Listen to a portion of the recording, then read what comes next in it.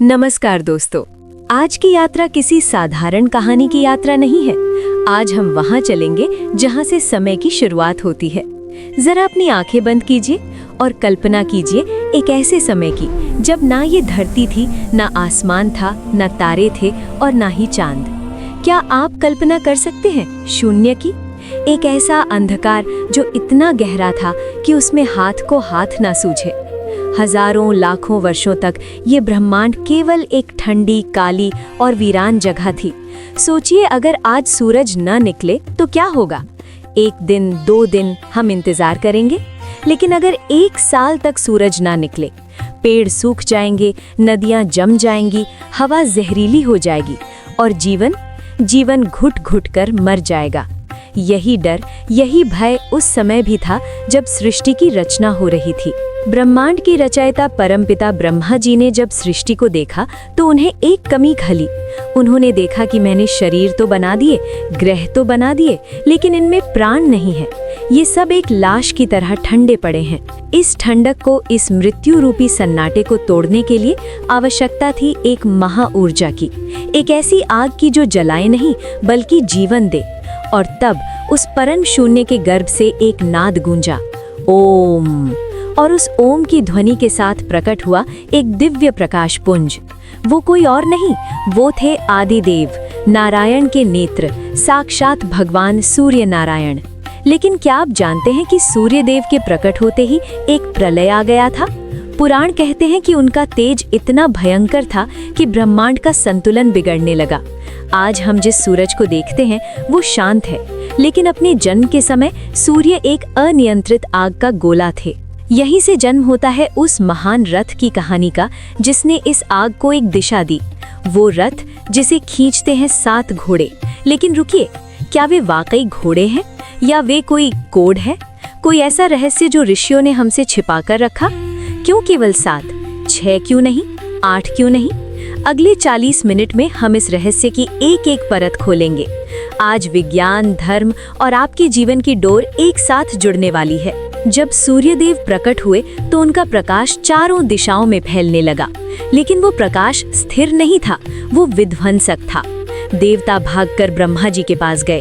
त्राहिमाम त्राहिमाम, हे पितामह, इस तेज को रोकिए, अन्यथा सृष्टि आरंभ होने से पहले ही भस्म हो जाएगी। ब्रह्मा जी ने मुस्कुराते हुए कहा, ऊर्जा को रोका नहीं जा सकता पुत्रों, ऊर्जा को केवल दिशा दी जा सकती है, और दिशा देने के लिए आवश्यकता होती है एक वाहन की, एक रथ की।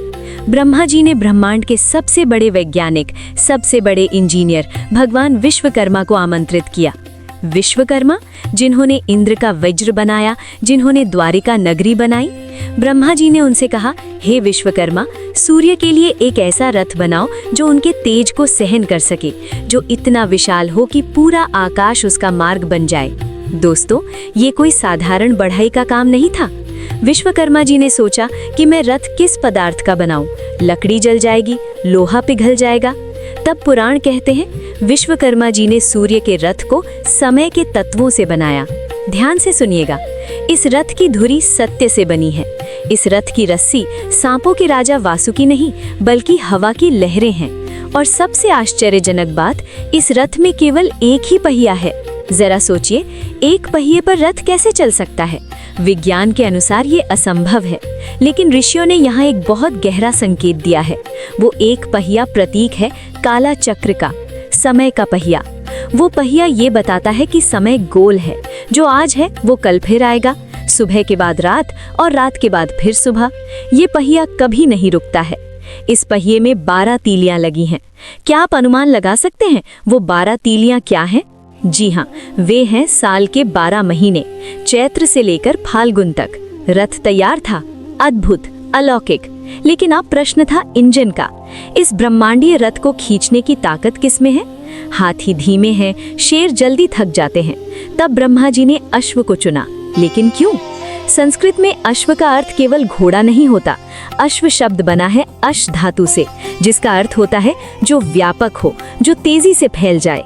जैसे सूर्य की किरणें सुबह होते ही पूरे संसार में फैल जाती हैं, वैसे ही घोड़े की गति होती है। और तब आकाश गंगा की लहरों से, वेदों के मंत्रों से 7 दिव्य घोड़ों का जन्म हुआ, सप्ताश्व। जब इन घोड़ों ने पहली बार हिनहिनाया तो पूरा ब्रह्मांड कांप उठा। अब हम उस प्रश्न के मूल में उतरते हैं, 7 ही क्यों?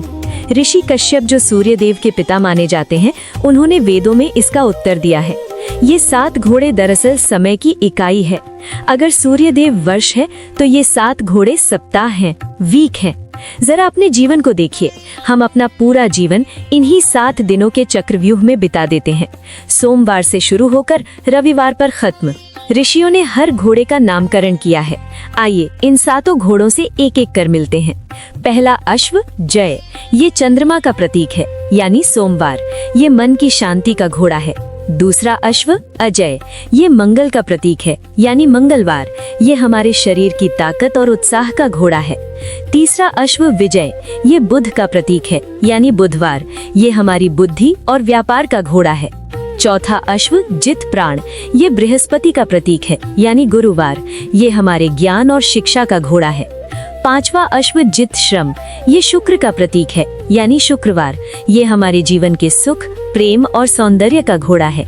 छठा अश्व मनोजव, ये शनि का प्रतीक है, यानी शनिवार, ये हमारे कर्मों और न्याय का घोड़ा है। सातवां अश्व जित क्रोध, ये स्वयं सूर्य का दिन है, रविवार, ये हमारी आत्मा का घोड़ा है। कल्पना कीजिए, अगर सूर्य देव अपने रथ से मंगलवार के घोड़े को खोल दें तो क्या हम बुधवार तक पहुंच पाएंगे? नहीं, समय की जंजीर टूट जाएगी। ये 7 का अंक ब्रह्मांड का सबसे पवित्र अंक माना गया है। संगीत में 7 सुर होते हैं, सा रे गा मा पा धा नी। इंद्रधनुष में 7 रंग होते हैं, विवाह में 7 फेरे होते हैं, और यहाँ सूर्य के 7 घोड़े, ये सब एक दूसरे से जुड़े हुए हैं। सूर्य के घोड़े हमें ये सिखाते हैं कि जीवन टुकड़ों में नहीं, एक निरंतर प्रवाह में चलता है। मित्रों, अभी आपने आध्यात्मिक अर्थ सुना, अब जरा विज्ञान की बात करते हैं।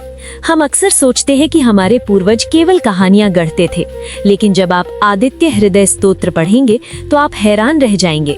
17वीं शताब्दी में सर आइजैक न्यूटन ने प्रिज्म का प्रयोग किया और दुनिया को बताया कि सफेद रोशनी 7 रंगों से मिलकर बनी है। लेकिन हजारों साल पहले ऋग्वेद के मंडल 1 सूक्त 50 मंत्र 8 में लिखा है, सप्तत्वा हरितो रथे वहन्ति देव सूर्य, अर्थात हे सूर्य, 7 हरित रंग किरण आपके रथ को वहन करती हैं। यहाँ घोड़े केवल एक रूपक है, असल में सूर्य की किरणें ही वे घोड़े हैं। सूर्य का प्रकाश हमें सफेद दिखता है, लेकिन उसके भीतर 7 रंग छिपे हैं, जिन्हें आप अंग्रेजी में विबग्योर कहते हैं। वायलेट बैंगनी, इंडिगो जामुनी, ब्लू नीला, ग्रीन हरा, येलो पीला, ऑरेंज नारंगी और रेड लाल। अब एक गहरा प्रश्न, अगर इन 7 रंगों में से एक भी रंग गायब हो जाए तो क्या होगा? मान लीजिए हरा रंग रूपी घोड़ा रथ से भाग जाए तो पेड़ों का रंग क्या होगा? वनस्पतियों का क्या होगा? प्रकाश संश्लेषण कैसे होगा? हम भूखे मर जाएंगे। अगर लाल रंग गायब हो जाए तो हमारे खून का रंग, ऊष्मा और ऊर्जा खत्म हो जाएगी। अगर नीला रंग गायब हो जाए तो पानी और आकाश का अस्तित्व कैसा दिखेगा? सूर्य के ये 7 घोड़े हमें बताते हैं कि विविधता में ही एकता है। अलग अलग रंग मिलकर ही एक श्वेत प्रकाश बनाते हैं। वैसे ही जीवन में सुख दुख, प्रेम क्रोध, जीत हार, ये सब अलग अलग रंग है। जब ये सब मिलते हैं तभी जीवन बनता है। किसी एक को भी नकारा नहीं जा सकता। अब हम कथा के सबसे गहरे भाग में प्रवेश कर रहे हैं। पुराणों का एक नियम है, यथा पिंडे तथा ब्रह्मांडे, यानी जो कुछ भी इस ब्रह्मांड में है वो आपके इस शरीर के भीतर भी है। अगर बाहर सूर्य है तो आपके भीतर भी एक सूर्य है, आपकी आत्मा। और अगर बाहर 7 घोड़े हैं तो आपके भीतर भी 7 घोड़े दौड़ रहे हैं। योग शास्त्र के अनुसार ये 7 घोड़े हमारे शरीर के 7 चक्र हैं। आइए महसूस करें इन घोड़ों को अपने भीतर। मूलाधार चक्र, ये लाल रंग का घोड़ा है। ये आपके जीवन का आधार है। आपकी रोटी, कपड़ा और मकान की चिंता यही घोड़ा संभालता है। स्वाधिष्ठान चक्र, ये नारंगी रंग का घोड़ा है। ये आपके आनंद, सृजन और रिश्तों को चलाता है। मणिपुर चक्र, ये पीले रंग का घोड़ा है। ये आपके भीतर की आग है, आपका आत्मविश्वास। अनाहत चक्र, ये हरे रंग का घोड़ा है। ये आपके दिल में दौड़ता है, प्रेम और दया का प्रतीक। विशुद्धि चक्र, ये नीले रंग का घोड़ा है। ये आपकी वाणी, आपकी आवाज है। आज्ञा चक्र, ये जामुनी रंग का घोड़ा है, यानी इंडिगो। ये आपकी बुद्धि और अंतर्ज्ञान है। सहस्रार चक्र, ये बैंगनी रंग का घोड़ा है, जहाँ आप ईश्वर से जुड़ते हैं। जीवन का असंतुलन, आजकल कलयुग में हम दुखी क्यों हैं? क्योंकि हमारे रथ के घोड़े आउट ऑफ कंट्रोल हो गए हैं। किसी का लाल घोड़ा यानी वासना और लोभ बहुत तेज दौड़ रहा है, लेकिन नीला घोड़ा यानी सत्यवाणी रुक गई है। किसी का दिमाग बहुत तेज भाग रहा है, लेकिन दिल यानी अनाहत चक्र पीछे छूट गया है। जब रथ के घोड़े अलग अलग दिशा में भागते हैं तो रथ टूट जाता है, एक्सीडेंट हो जाता है। सूर्यदेव हमें सिखाते हैं संतुलन, बैलेंस। देखो सूर्य के घोड़ों को, सातों घोड़े एक साथ एक लय में एक ही दिशा में दौड़ते हैं, न कोई आगे न कोई पीछे। यही योग है। जब आपकी बुद्धि, आपका मन और आपका शरीर एक साथ काम करे, तभी आप सफल होंगे। रथ शक्तिशाली है, घोड़े तेज हैं, लेकिन एक बहुत महत्वपूर्ण पात्र अभी बाकी है, वो जिसके हाथ में इन सातों घोड़ों की लगाम है। अरुण देव, जो गरुड़ जी के बड़े भाई हैं। एक रोचक तथ्य बताऊं? चित्रों में आप देखेंगे कि अरुण देव का शरीर केवल आधा है, उनके पैर अविकसित हैं, फिर भी वे ब्रह्मांड का सबसे तेज रथ चलाते हैं। ये हमें सिखाता है कि शारीरिक कमी कभी भी आपकी सफलता के आड़े नहीं आ सकती, अगर आपका हौसला अरुण देव जैसा हो। सूर्य देव का ताप इतना प्रचंड है कि वे सीधे पृथ्वी को देखेंगे तो पृथ्वी जल जाएगी। अरुण देव सूर्य के सामने ढाल बनकर बैठते हैं। वे सूर्य की गर्मी को अपने शरीर पर झेलते हैं और उसे छानकर शीतल करके हम तक भेजते हैं। इसलिए सुबह का सूरज लाल और सौम्य होता है, जिसे हम नंगी आंखों से देख सकते हैं। वो अरुण देव की कृपा है। अरुण देव प्रतीक हैं विवेक के, इंटेलेक्ट के। हमारे जीवन के रथ में हमारा मन वे घोड़े हैं जो इधर उधर भागना चाहते हैं, और हमारी बुद्धि वो सारथी है जिसे लगाम कसनी है। जिस दिन आपके हाथ से लगाम छूटी, जिस दिन आपने मनमानी करनी शुरू की, समझ लीजिए आपके जीवन का सूर्य अस्त होने वाला है। सारथी का सतर्क रहना ही जीवन की सुरक्षा है। तो मित्रों, आज हमने जाना कि आकाश में दौड़ता वो रथ केवल एक कहानी नहीं, बल्कि जीवन जीने का पूरा विज्ञान है। वो हमें समय का मूल्य सिखाता है, वो हमें रंगों का महत्व बताता है, और वो हमें अपने भीतर के संतुलन का पाठ पढ़ाता है। कल सुबह जब आप उठें और पूर्व दिशा में उस लाल गोले को देखें, तो उसे केवल एक ग्रह मत समझना, हाथ जोड़ना और महसूस करना उन 7 घोड़ों की टाप को। प्रार्थना करना, हे सूर्यदेव, जैसे आपके घोड़े कभी थकते नहीं, वैसे मेरा उत्साह कभी कम ना हो। जैसे आप बिना भेदभाव के सबको रोशनी देते हैं, वैसे ही मेरे भीतर भी करुणा का भाव हो। मेरी इंद्रियां मेरे वश में हो और मेरा जीवन सही दिशा में चले। सूर्य केवल रोशनी नहीं है, सूर्य होप है, उम्मीद है। हर रात के बाद वो आता है, ये बताने के लिए कि अंधेरा चाहे कितना भी गहरा हो, उसे हारना ही पड़ता है। अपने भीतर के सूर्य को जगाइए, अपने 7 घोड़ों की लगाम थामिए और अपनी विजय यात्रा पर निकल पड़िए। आदिदेव नमस्तुभ्यं प्रसीद मम भास्कर, दिवाकर नमस्तुभ्यं प्रभाकर नमोस्तुते। आप सभी के जीवन में सूर्य देव का तेज बना रहे। अगर आपको हमारे वेदों और पुराणों का ये अद्भुत विज्ञान पसंद आया हो, तो इसे अपने दोस्तों और परिवार को जरूर सुनाएं। मिलते हैं अगली कथा में।